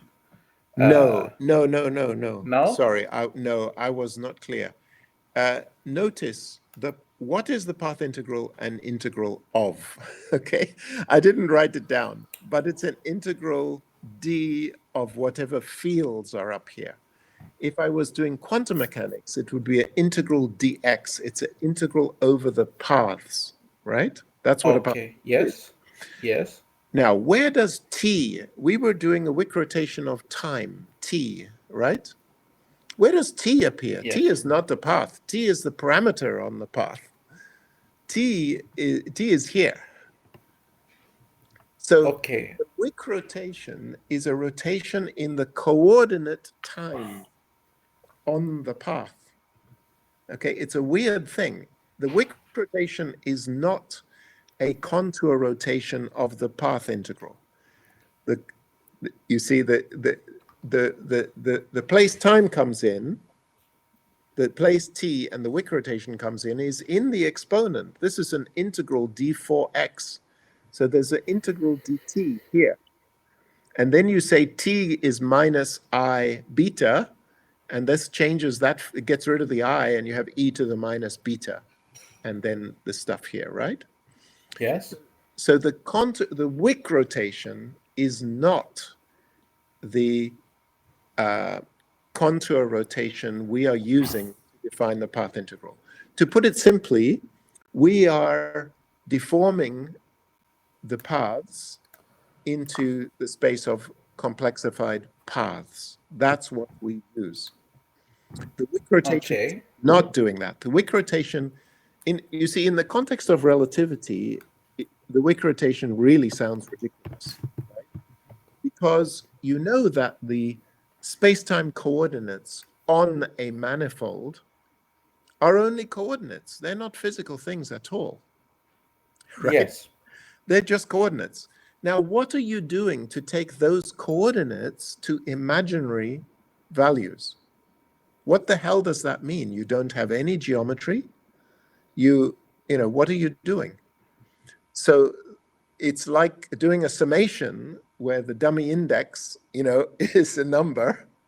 And I say, oh, I'd like it to be imaginary. Well, you know, it's a dummy index. I mean, you're not really talking in meaningful terms. So the Wick rotation, it has that character. And what you can see is that it really spoils the theory. You see, when I have the notion of time, or either in DR or the time is a coordinate which will allow me to introduce an initial condition and a final condition, right? So there's some t initial and t final. Now, when I do the Wick rotation, I can't maintain that. Right? The Wick rotation rotates time, and I'm not allowed to put a real value for the time anymore. I have to use an imaginary value. So that's telling you you cannot describe dynamics using the Wick rotation. There's no notion of dynamics. A Wick rotation is good for equilibrium, but no good for dynamics. So somehow people got into this mindset that they're going to go with the Wick rotation anyway, even though it took away interference. It pretended that quantum mechanics was statistical physics, and it removed the ability to study dynamics. Okay, so it did all these violent things, and everyone accepted it. It's kind of amazing. And no wonder we got into trouble. I have a follow-up question on this. So when you do this deformation of the integration path, yes, you have two boundary terms on the semicircle. If it on the yes, sorry, yes, good. Okay, so the function. You want to use this to integrate an arbitrary function. So what condition should the function satisfy so it doesn't go to infinity too quickly on this boundary? Yeah, very good. You can see it up here. I've given the one-line argument why this guy cancels. The reason is that, of course, when I integrate d phi, right, this was dx, but x was r e to the I phi. And so the dx integral, if I'm just traveling in the phi direction, becomes r d phi, actually ir d phi. But r is fixed, right? So this is diverging as r gets large. However, in the exponent, I've got e to the ix squared. And the r squared is growing enormously. Now, what is e to the 2I phi? Well, that includes cosine 2 phi, which is real, plus 2I sine phi. Focus on the sine term. When you multiply with I, you get minus sine 2 phi times r squared. Well, I'm doing an integral d phi of e to the minus phi r squared, right? And r is going to infinity. Yes. That's an exponential in phi. It falls off very fast. So integral of e to the minus r squared phi, d phi, from 0 to infinity goes like 1 over r squared. Okay, and actually you can rigorously bound this integral with the sine. I had sine 2 phi, but sine 2 phi is always less than let me see, sine 2 phi is always less than 2 phi. Yes. Right, so you can rigorously bound the integral. And that gives you a 1 over r squared, which makes the net result go like 1 over r. But actually, it's even better than this, okay? And this relates to the smoothing argument I was giving. So imagine I introduce some smoothing arguments here in my original integral, which goes like e to the minus x squared over rho squared, right? Yes. And smoothing. Now, this smoothing function will have this same feature that as r goes to infinity, that exponential will defeat any power law. And if you look, so the statement is the smoothing functions which work are those whose only singularities are at infinity. Things like x squared, x to the fourth, x to the sixth, x to the eighth. All of these things will go to infinity. Okay. Only at one point. Everywhere else, they will be analytic in the complex plane. And so they won't spoil your deformation at all. But what they will do is make this even better. So you see, in this case, I could, in the Gaussian integral, I could remove the factor of r. It was looking bad because I had r, but I got 1 over r squared out of here. Okay. I went to higher dimensions. This became r to the d, right? That's even worse. The r squared won't work in higher dimensions. It's not sufficient to make this small. But the smoothing function, provided it is exponential, provided it is singular at infinity, will defeat any power law. So I can put r to the d, where d is any finite number. If I have my smoothing in here, it will always win. And then you have to consider an exchange of limits. You know, if you took the smoothing away initially, the integral would be a disaster. But if you leave the smoothing there, you do your integral, and then you take the smoothing away, you get a beautiful answer. Okay. So if you have time, I have a small question on this. I know Sure. I'm taking it too much time. So no, it's fine. If you sub, yes. Yeah. No, it's fine. I mean, I think Paul will cut us off if we're boring other people. I hope so. No, I also have a silly question myself, but go ahead, Costa. Okay, so this integral. So instead of r in the upper right, yes. If you have another function, say f of r, f of x. Yes. So when you which happens when you want to do real stuff. When you expand this function f to the complex plane, yes, can we always do this? I mean, I see. So sorry, are you saying so? I had the example e to the I x squared. Are you saying the x squared I'm extending into the complex plane, right? Yes, you extend this to the complex plane, but you also include some other function. What happens if you, because you have to extend this function too if you want to do the integral? Oh yes, yes. So sorry. So there are two necessary conditions for all this to work. One is that your original exponent was analytic in whatever variables you're integrating over, right?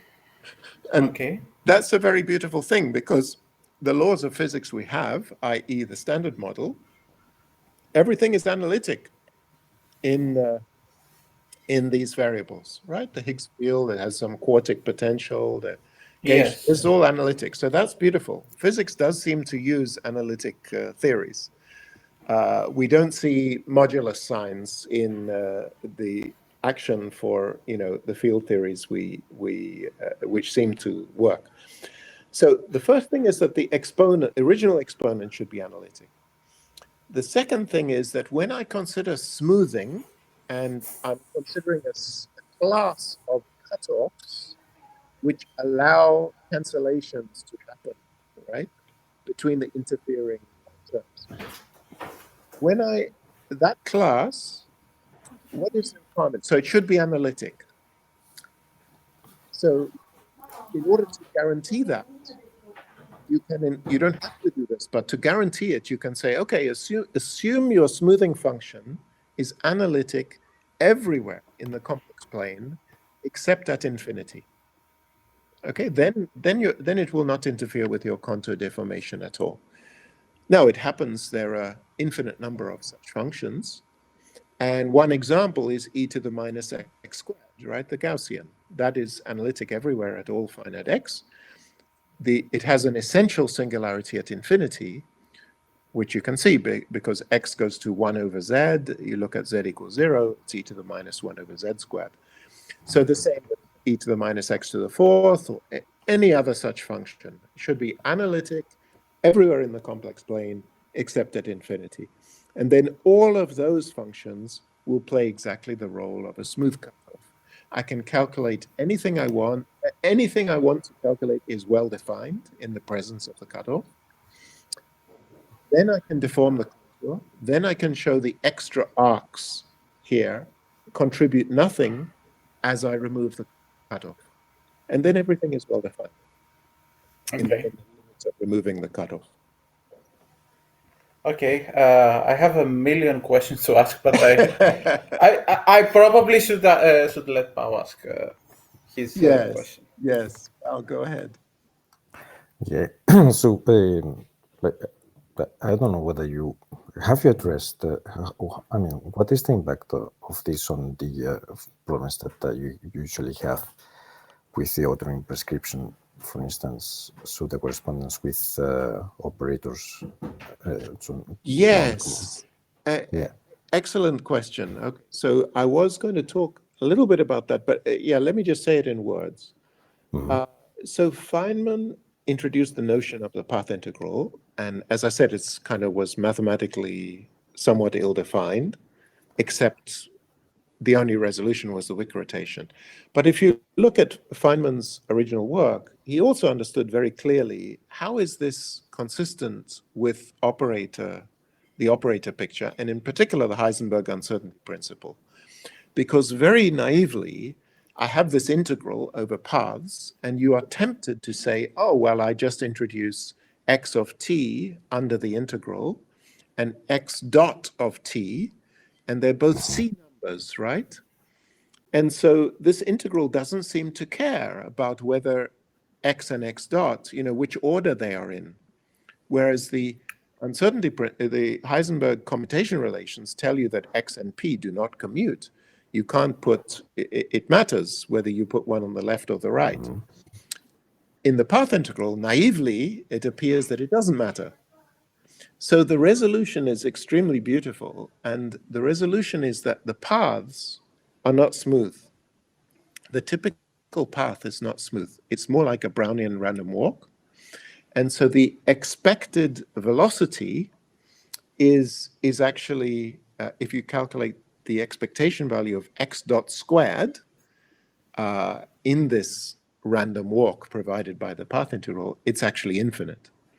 So this is a sort of, so whereas the function x of t is continuous, it has infinite, it has infinite derivative all along it, okay? And so, or the RMS derivative, I should say. Of course, it goes positive and negative. So that, again, sounds very fishy and very weird. Why do these paths are non-differentiable? That's the key point. So the typical paths in the path integral are not differentiable. Now, again, that's doesn't concord with GR, right? GR, the fundamental principle of a differentiable manifold is that it should be differentiable. If you're going to sum over manifolds and the typical manifold is not differentiable, then what the hell are you doing? So this is the kind of technical barrier you have to developing a quantum theory of gravity. Now, actually, we have clues. Our new method has given us clues about how this is resolved, which is very, very fascinating. So it turns out that the paths are non-differentiable. That has only ever been shown for non-relativistic quantum mechanics, okay? Non-relativistic quantum mechanics, of course, has an infinite speed of light. I mean, it's just classical mechanics without any constraint on the speed of light.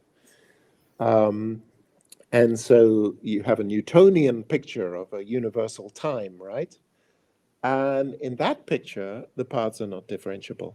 When you go to relativity, there are some indications, and these are a bit technical, but there are indications that the paths become much smoother. You know, and in that sense, that geometry can be compatible with quantum mechanics, but only if you have relativity. So you would get rid of the ordering prescription. So say that again. So you would get rid of this ordering prescription or not? Yes. Good. It would.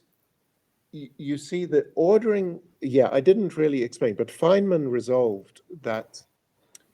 So, in other words, you can use a path integral to compute the commutation relation. You have to be very careful, which is to use these non-differentiable paths and take certain limits very carefully, but you can indeed recover the uncertainty relation. So I think the normal, you know, the correct statement is path integrals are not obviously inconsistent with the operator picture, but they do require extreme care, okay? Now we have a way of defining them much more, let's say, in a way which is much closer to the physics, which has I all over the, I mean, your commutation relations have I, right? X comma B is I H bar. How are you going to get that out of the Euclidean, the Wick rotated theory? Very, very difficult, right? Whereas in our approach, it comes straight out. So indeed, our approach should make the correspondence with the operator picture much more natural. And this is related to for also getting rid of regulators or exactly. So in fact, I was going to mention this at some point, but I'll just say it in words. Just take a point particle, right? So in non-relativistic quantum mechanics, we have absolute time. And the particle, the only dynamical variable is the x of t. In relativistic mechanics, that's not the case. The particle time, the time of the particle, the t naught, the t and the x are both dynamical, okay? And there is a coordinate along the world line, which you might call lambda. So it turns out, I won't go through the details, but you can compute the path integral in relativistic quantum mechanics of a free particle, of a massive particle. And it has an action like this, and you can do this integral. It's just a Gaussian integral, basically. And what you get is the Feynman propagator for the particle. The beauty is you didn't need any I epsilon. No need of any regulator. It is what it is.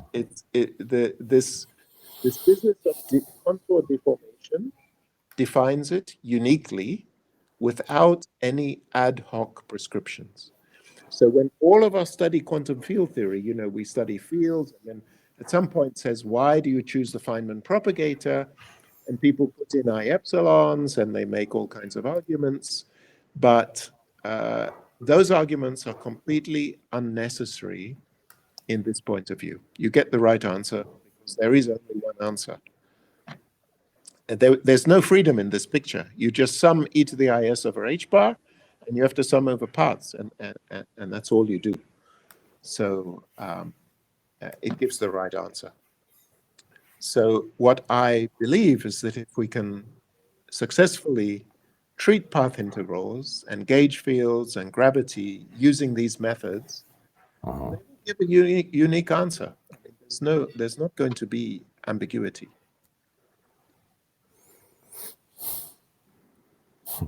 Very, very nice. That sounds really cool. I have a question just to understand a bit better. In the case of, let's say, an FLW universe, yes. So does it mean you would integrate sort of the values of the scale factor at a bunch of times, discretized like many times, and each time normally you would integrate on the real line the value of the scale factor, but you're saying you go to the complex. Right. That's right. That's right. Okay. So, I mean, discretizing time is kind of awful, but in principle you can do that. That'll give you an approximation. what's nicer to do is to use, complete set of modes or something like that, and express the A of t in terms of those. Those would be more sort of Fourier-like, and then there would be a more natural way to sum over all possible spacetimes. If you discretize, it's not clear any one of them is a spacetime anyway, because you have these non-differentiable pieces of them. So yes, so you sum over scale factor. It turns out the biggest difference between relativistic and non-relativistic theories is the relativistic theories are invariant under reparameterization invariance, right? So in the point particle case, this parameter lambda is just a parameter. It's nothing special. And you can reparameterize it to be any other function as long as it's one-to-one with the world line. It's a one-to-one parameterization. You can use any parameterization. So when you write down the action, in fact, that's the principle underlying this action, is that it has to be reparameterization invariant. It's just the length of the world line. So when you do this, you effectively introduce a metric on the world line of the particle. That is this number tau. Actually, I have a slide showing this, I think, somewhere. It's the Einbein. Okay, so the invariant line element is sort of square root of the metric, is tau d lambda. And you introduce this tau. It's really a measure of the proper length of the world line. And so when you do the path integral over a point particle, you have to integrate over that as well, because we never measure the time the particle takes. It's internal time. It carries its own clock, and there's some time, and you have to allow it to take however long it wants to take. So this is the greatest difference. In GR, this is known as the lapse function. And so when you do quantum geometrodynamics, you must integrate over all possible lapses, because that governs the proper time between your initial 3 metric and your final 3 metric. And in fact, it's that integration which makes the path integral better behaved than in the non-relativistic case. So all of this kind of gauge freedom and stuff in GR initially looks like a nuisance, but I think it's probably essential to making the path integral well-defined. This is very, very nice, Neil. Thank you. No, it is not a flattering you, it is a description. Okay. But I guess we unfortunately will have to finish. Yes. So you can stop now. Well, thank you.